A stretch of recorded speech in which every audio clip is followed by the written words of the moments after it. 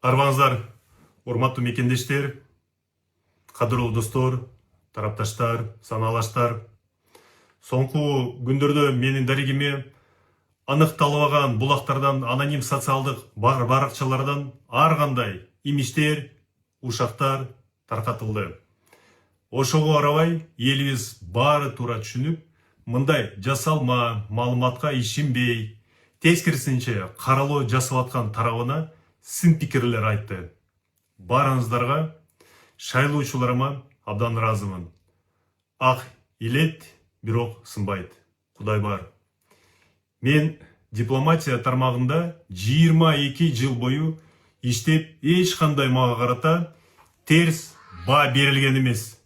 Тескерисинче, бир топ жолу ыраазычылык каттар ар кайсы деңгээлде атүгүл президенттерден алдым. Роза Исаковна Отунбаеванын президенттин администрациясында 2010-2011 жылдарында тышкы саясат боюнча бөлүмүнүн жетекчисинин орун басары болуп иштедим. Алмазбек Шаршенович Атамбаев мени Кыргыз Республикасынын Жапонияга элчиси катары жөнөттү. Сооронбай Шарипович Жээнбековдун өкмөтүндө тышкы иштер министри болуп 2 жыл иштедим.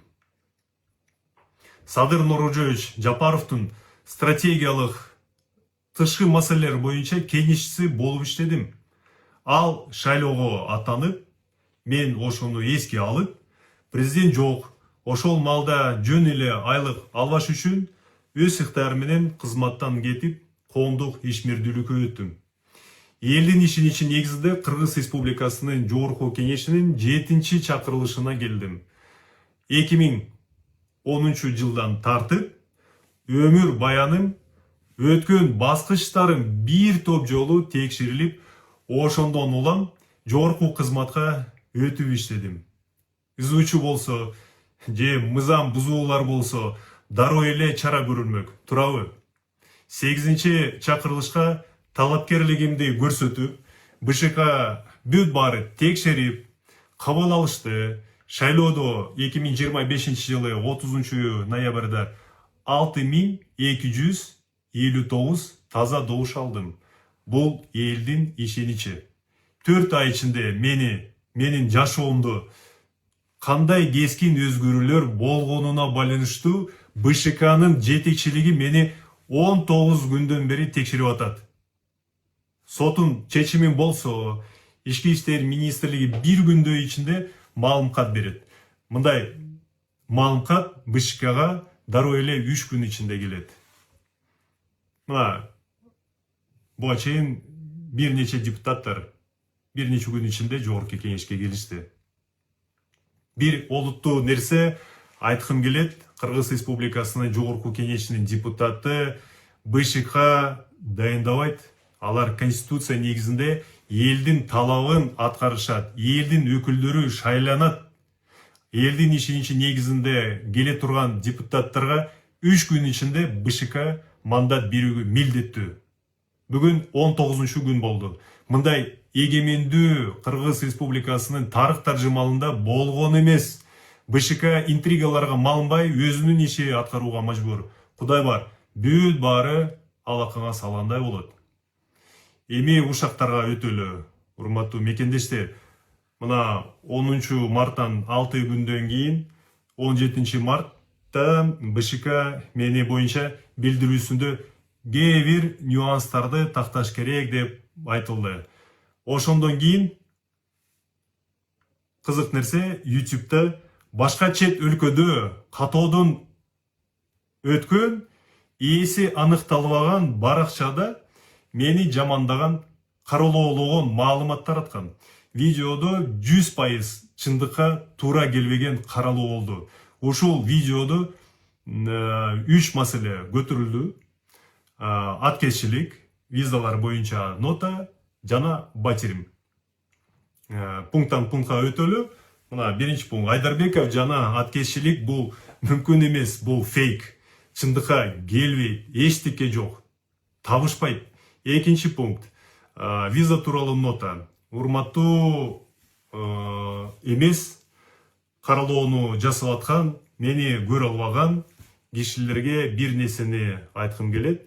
Силер дипломат эмессиңер. Силер көп нерселерди түшүнбөйсүңөр. Мындай ноталар болсо, келер замат кызматтык тергөө болот. Эгер каталар келтирилген болсо, дароо чара көрүлөт. Персона нон грата болгон инсан тиешелүү мамлекетке такыр кире албайт. Такыр. А мен соңку 10 жыл ичинде бир нече жолу Түркмөнстанга барып келдим. Мындан тышкары, министр болуп турганда кесиптешим Мередов Рашид Өзгилдиевич менен бир топ жолу сүйлөшүүлөрдү алып барып, эки тараптуу мамилелерибизди илгерилетүүдө сонун жыйынтыктарга жеттик. Силер бузукуусуңар. Боордош эки элдин ортосундагы чыр чатакты чыгарууга аракет жасадыңар. Мен мындай кадамдарга барбайм. Мен мамлекетчилмин. Өмүр бою элибиздин, мамлекетибиздин кызыкчылыктарды коргоп келе жатамын. Жана 3-чү пункт, бул жеке маселе. Батирим боюнча, бул батир мен 2016 жылы алдым. Расмий түрдө Оптима банкынын кредит алдым. Мына малкат бар. $50,000 алдым. Бүт квитанциялар, мына курулуш компания менен корешоктор бар, түп нускалар мына көрүп атасыңар. Анан кийин курулуш компаниянын жана кооперативдин ортосундагы түзүлгөн аксверки бар. Мына Айдарбеков карызы жок деп жазып турат. Мен бүт баары төлөдүм. Анан кийин ушул кредитти алып, мен 2009 жылдан баштап декларациямды толтурам. 2009 жылдан баштап азыркыга чейин. 2016 жылдан баштап жыл сайын 2023 жылына чейин декларацияда мен тиешелүү келишим боюнча, насыя боюнча маалымат чагылдырып атам. Ушул маалымат кимдерге керек болсо, мен силерге көрсөтө алам. Жана эң маанилүү биякта бул батир меники экендиги жөнүндө соттун күчүнө кирген чечим бар. Мына чечим бар. Жогорку сот бекитти. Баса айтканда 2022 жылдын сентябрынан баштап белгилүү бир себептерден УКМК тарабынан мага үй бүлүмө кысым жасалып, бүт териштирип, эчтекени таппай батириме жабышты. Анткени башка асыла турган нерсе табылган жок. Бул каралоо операциясында жөнөкөй жарандарды мага карата терс иштерди жасоого мажбурлашкан. Айдарбековду салып бербесиңер, ар кандай чараларды көрсөтөбүз деп коркутушкан. УКМКда акыркы өзгөрүүлөр болгондон кийин бүт маселелер оң жагынан чечилди.